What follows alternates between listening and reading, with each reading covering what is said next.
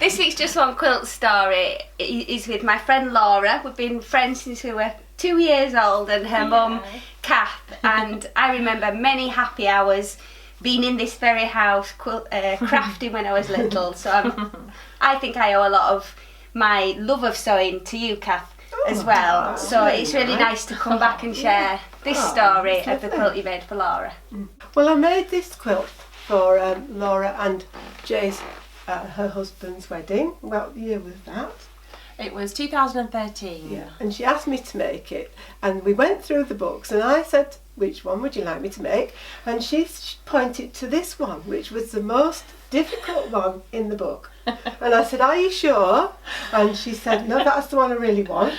Anyway, I thought, well, I'll have a go. You were trying to persuade me, looking through the book. Are you sure you don't want to do this one? Yeah. What about this one? Yeah. No, I definitely want the one with the curves. Yeah. That's a bit more complicated. I would be going out in 10 minutes, I'd run to the sewing machine and I would join a few more pieces, and that's how I lived my life till it was finished. And I'd never made one, so I didn't appreciate at that time how hard that was going to be for you to get the cut. And you were like, you kept saying, I've got all these colours and I don't know what to put. Where does that go there? Does that go there? And then when I made my quilt, I realised that actually that's quite a big part of it, isn't it? Can't really remember when it was finally finished, and I don't know how much of it Jay saw when I was making it, because Laura, you saw it a lot, didn't you? Yeah, he saw bits and pieces of it, didn't he? But I think so when I finally put the last stitch in the border and you gave it to you, he actually cried. He did cry, and he cried at Bella's, and Jay doesn't cry very often.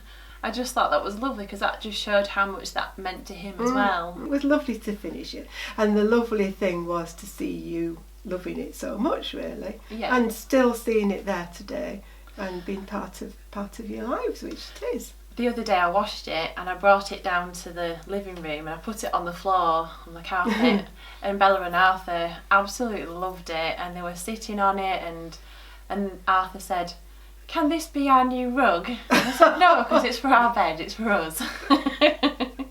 And even the other one I gave to Jamie and Susie, my son and daughter-in-law, they won't go on holiday without the quilt, and they take it with them, and then they put it on the bed when they go on holiday, which is just amazing. I just find it amazing. I actually love the hand quilting. That's the bit that I like the best, and people don't want to do it, and I can't understand why they don't want to do it, because I love it. And you just sit there at night and you're watching television or chatting away, and you're sitting there and you're sewing, and I just get so relaxed when I'm doing that. So, whereas for me, I'm the complete opposite. I just want to get stuff.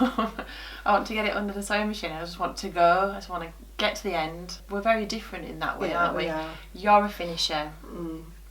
Yes, I am a complete finisher, as they say. I don't know what you come under that learning rule. Someone said the other day something like, I'm a goner. A goner? I'm a gonna finish. Oh. Jay and I were talking, well, it was quite a while ago now, and we were just talking about what would you do. We're saying, what would you do if there was a fire? Because we realised that we don't really have many, what we were saying, heirlooms. We don't have many expensive items in the house. But we were saying, actually, what would we save? Apart from, obviously, family, we'd save our quilts and this, so it would be Bella's quilt, Arthur's quilt, and this one, because these mean more to us than anything else that we've got. And that was quite an interesting thing to think about, because it's not something that before I owned a quilt I would never have thought that, because it just seems, oh, it's very pretty, it's nice, it's a quilt, but actually to own something like this that somebody's gifted to you that means so much, well, somebody, when I say somebody, my mum has made and put so much work in and so much love into, I think it means so much. And oh, that's lovely, isn't it? That's a lovely thing to hear. And Jay said this. Jay said exactly the same thing. He said, me too, that's all I'd want to save. Oh, well, we just hope you never have a fire. Let's hope not, fingers crossed.